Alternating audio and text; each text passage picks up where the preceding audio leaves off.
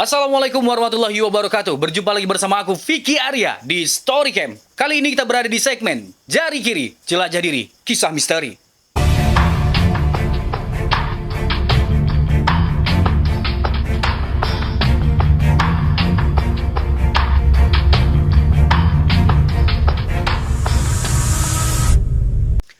Oke, Le, kali ini kami menceritakan sebuah kisah misteri yang sempat menjadi legenda di Pulau Sumatera. Dan bahkan mungkin cerita ini sudah meluas ke seluruh Indonesia. Salah satu kampung yang ada di Pulau Sumatera, sebut saja nama kampungnya adalah Kampung Jawara. Dimana pada zaman dahulu, Le, banyak sekali kampung-kampung di Pulau Sumatera ini yang masih menganut ilmu rimba.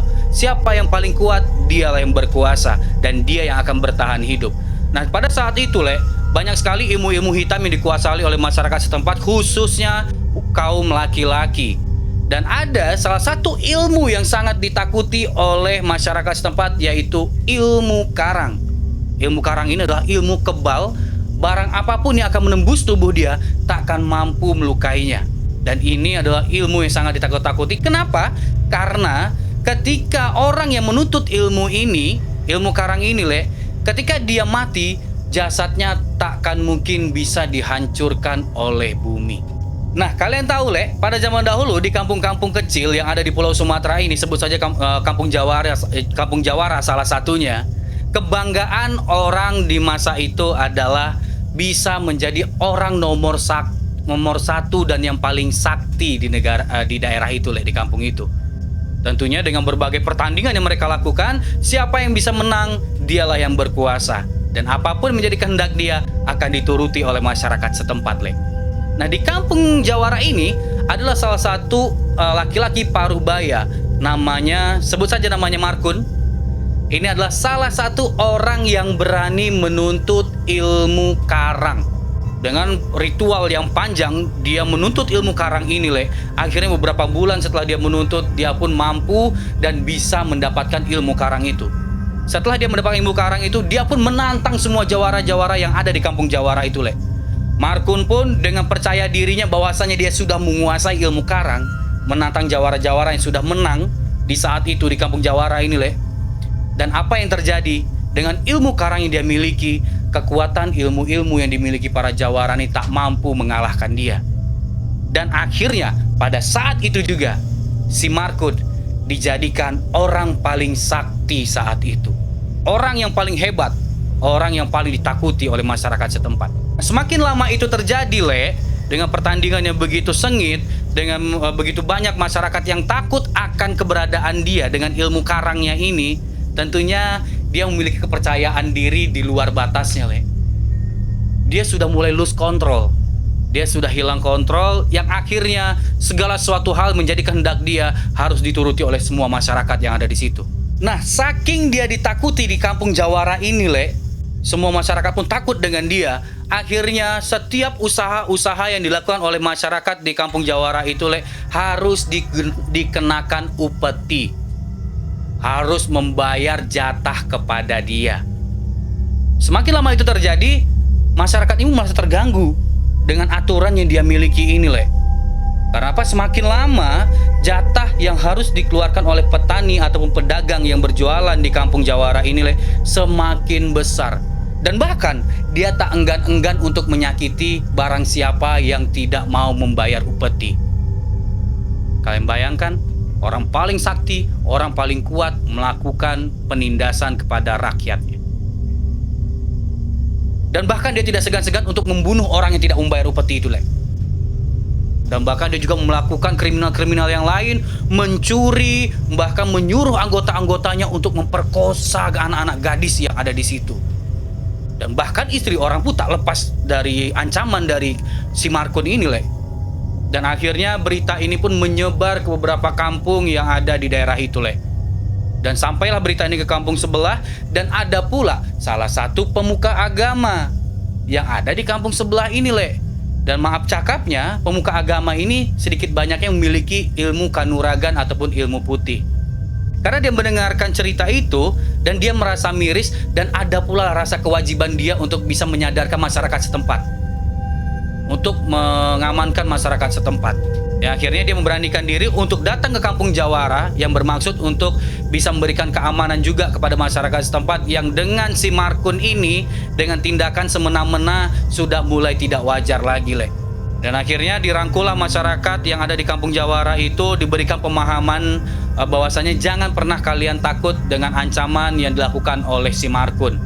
Karena bagaimanapun juga Markun tak akan pernah bisa hidup tanpa ada kalian di sini. Dan akhirnya pun sedikit banyaknya tokoh agama ini mengajarkan tentang ilmu agama. Berangsur-angsur semakin banyak masyarakat setempat yang mengikuti ajaran beliau. Yang tentunya sebut saja nama pemuka agama ini adalah Abdullah.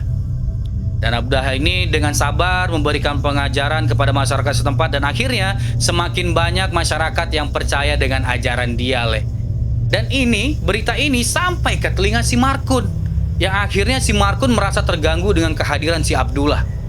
Si Markun pun mulai menyusun strategi untuk bisa menghancurkan ataupun menggagalkan kelompok masyarakat si Abdullah ini.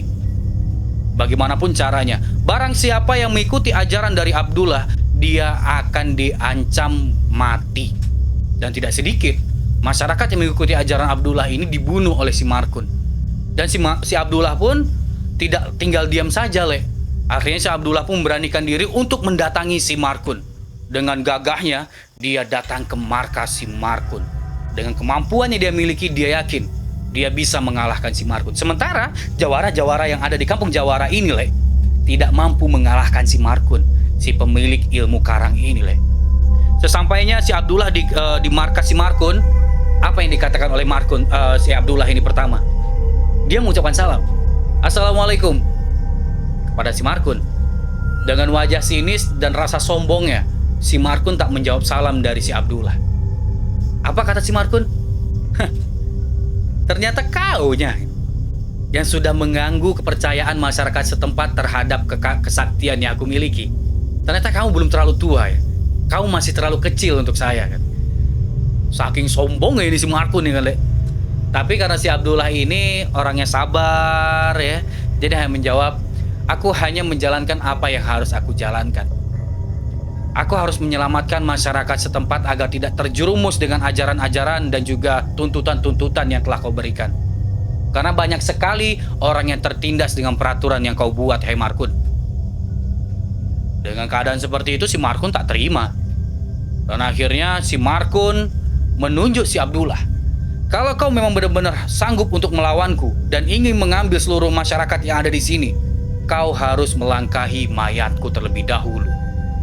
Makanya kebayang lah kan, zaman itu kalau udah nyebut langkahi mayatku terlebih dahulu, itu udah paling bagak kali lah itu ya kan, udah kreak kali lah menurut aku ya kan. Dan akhirnya si Abdullah tidak merespon itu, tapi dengan sifat acuhnya si Abdullah tentunya menyinggung si Markun ini. Akhirnya apa? Si Markun mencoba menyerang si Abdullah dengan ilmu yang dia miliki. Dan akhirnya pertikaian pun terjadi. Bertumbuh orang tuh, Le. Berkelahi dengan ilmu yang mereka punya. Bahkan terbang-terbang lah zaman dulu ya kan, kayak film-film Indosiar itulah. Ya kan? Dan akhirnya saat pertarungan begitu sengit, si Markun pun sudah mulai sedikit terluka dengan ilmu yang dimiliki Abdullah. Abdullah pun begitu, tak sedikit darah yang dikeluarkannya. Akhirnya dengan bantuan dari pengikut dari Abdullah ini ataupun orang-orang yang percaya terhadap kekuatan Abdullah ini, dan kalian tahu apa yang terjadi, Le? Saat itu juga pukulan terakhir dari si Abdullah mampu mengalahkan si Markun. Markun pun tidak bisa mengelak karena kekuatan udah seperti kekuatan petir, cepat gitu, gak kebaca lah sama si Markun ini kan. Hancurlah kekuatan dari si Markun ini, mampu ditembus oleh si Abdullah. Dan saat itu juga, saat si Abdullah menyerang si Markun, tiba-tiba dengan kekuatan yang dimiliki oleh Abdullah, dia mampu memisahkan kepala dan juga badan dari si Markun. Dan si kepala si Markun ini dibawa oleh Abdullah, dan maksudnya akan dibakar agar tidak ada lagi yang namanya bangkit lagi lah itu yang namanya ilmu-ilmu karang itu. Akhirnya dibawalah kepala ini dan dibakar oleh masyarakat pengikut-pengikut dari Abdullah ini, Le. Dan beberapa masyarakat pun bilang, ini jasadnya mau dibawa kemana wahai Abdullah? Dan akhirnya jasad ini pun dikubur lah sama masyarakat di situ, ya kan, dikubur seperti orang biasa karena kewajiban mereka pun harus menguburkan jasad kan gitu. Daripada nanti mengganggu aktivitas masyarakat yang lain dengan baunya yang tidak enak gitu. Akhirnya masyarakat setempat pun menggali kubur untuk si Markun, dikuburlah jasad badan si Markun ini dan kepalanya pun dibakar oleh pengikut-pengikut dari Abdullah ini. Setelah kejadian itu, suasana kampung itu mulai sedikit aman. Tapi ada yang berbeda dari suasana kampung itu, Kampung itu mulai sedikit mencekam. Banyak sekali kejadian-kejadian yang sangat menakutkan setiap malamnya, Di malam ketujuh setelah kejadian matinya si Markun, tiba-tiba hujan lebat. Wush. Hujan lebat. Petir pun menyambar. Nah, suatu ketika ada 2 orang pemuda pulang dari sungai, Setelah mereka memancing karena suasana tidak memungkinkan lagi untuk melanjutkan mereka memancing, akhirnya mereka pulang. Saat mereka pulang, tanpa sengaja mereka melewati kuburan badan si Markun. Dengan suasana yang mencekam, dengan angin kencang dan juga petir menyambar, tiba-tiba adalah salah satu kilatan yang begitu kuat menyambar kuburan si Markun. Cetar! Dan mereka pun terkejut 2 pemuda ini, Saat mereka melihat ke kuburan si Markun ini, berasap kuburan itu. Berasap. Kalian tahu lah kan, berasap kuburan. Shhh. Nah, saking penasarannya 2 pemuda ini, didekatinya pula lah kuburan si Markun ini, Didatanginya, ditengoknya. Datanglah 1 kali kilatan lagi. Buar! Akhirnya tanah makam dari si Markun ini berhamburan dan mereka pun terkejut dan mereka mencoba untuk lari. Saat mereka lari dengan rasa takut, berharap bisa langsung cepat sampai ke kampung, salah satu pemuda itu melihat ke belakang. Tup, apa yang terjadi, Ternyata badan si Markun keluar dari kuburnya tanpa kepala. Saat mereka sibuk lari untuk sampai ke kampung itu, datanglah 1 orang perempuan, ya kan, dan bertanyalah 2 pemuda ini, kamu kemana? Apa kata perempuan ini? Aku mengangkat jemuran aku yang ada di pinggir sungai. Nah, sementara 2 pemuda ini tahu bahwasanya di pinggir sungai itu ada jasad si Markun, sosok si Markun tanpa kepala itu, ya kan, Diberitahukanlah kepada si wanita ini, kamu jangan ke sana karena saat ini suasananya tidak membaik. Suasananya sedang mencekam. Ada sosok tanpa kepala di pinggir sungai yang saat ini mungkin sedang menghantui masyarakat. Ya, perempuan ini tak percayalah karena kejadian pertamanya, karena selama ini dia pun melakukan cuci baju pun di pinggir sungai, ya kan. Nggak ada kejadian apa-apa. Akhirnya dengan cuek, ya, perempuan itu pun lari. Tuh, dengan rasa takut si 2 pemuda ini antara bingung, antara ingin lanjut ke kampung ataupun lanjut untuk memperingatkan si perempuan tadi jangan sampai menjadi korban. Tapi mereka yakin udahlah, tinggalkan aja karena dia sudah kita kasih tahu dan dia masih bandel juga mau ke sana. Akhirnya mereka lanjut lagi. Tak lama setelah mereka berlari, terdengarlah suara jeritan wanita tadi. Oh, gitu ya kan.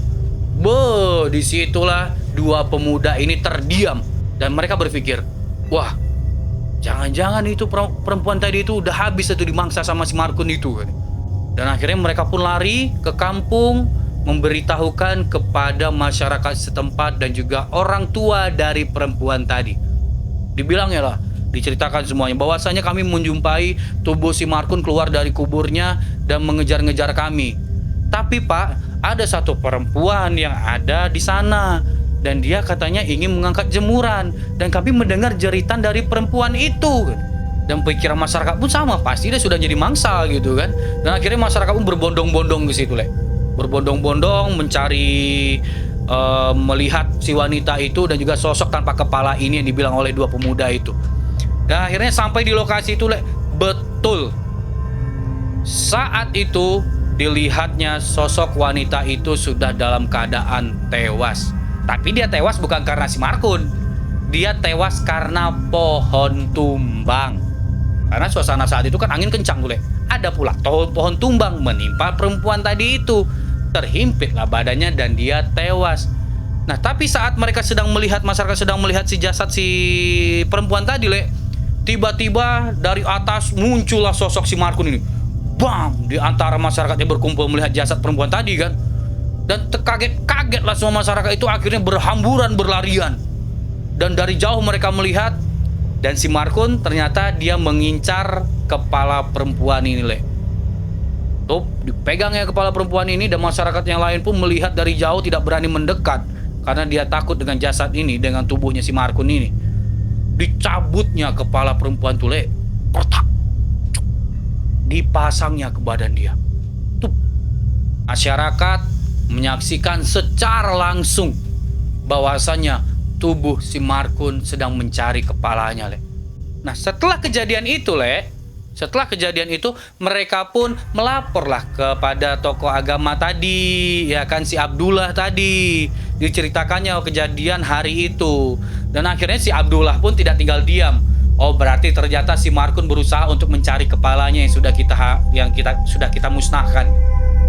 Baiklah, aku akan mencoba melawannya untuk kedua kalinya. Dan akhirnya si Abdullah datang ke kampung itu dengan sekuat tenaga menghadapi si Markun. Dan pertandingan itu, perkelahian itu terjadi lagi. Bertumbuk lagi orang itu, Le, dengan sekuat tenaga yang mereka miliki. Dan ternyata untuk kedua kalinya Markun kalah. Saat tubuh si Markun dengan kepala perempuan tadi, Le, terkapar lemas karena kekuatan dari si Abdullah ini tak bisa ditandinginya. Di saat itulah si Abdullah berusaha mengambil kepala perempuan itu, dan jasad perempuan itu pun dibawa oleh masyarakat, disiapkan untuk disemayamkan badan dan juga kepalanya. Tapi apa yang terjadi dengan badan si Markun? Badan si Markun pun dibakar sampai habis oleh masyarakat setempat. Baik, terima kasih buat kalian semua, Le, yang sudah mengikuti Story Camp sampai sejauh ini, dan bahkan mungkin udah sampai berapa episode kita menceritakan tentang kisah-kisah misteri. Pokoknya tetap pantengin terus, jangan lupa berbagi cerita kisah-kisah mistis kalian di kolom komentar atau melalui email kita. Pokoknya jangan lupa pantengin terus Jari Kiri Jelajah Diri Kisah Misteri.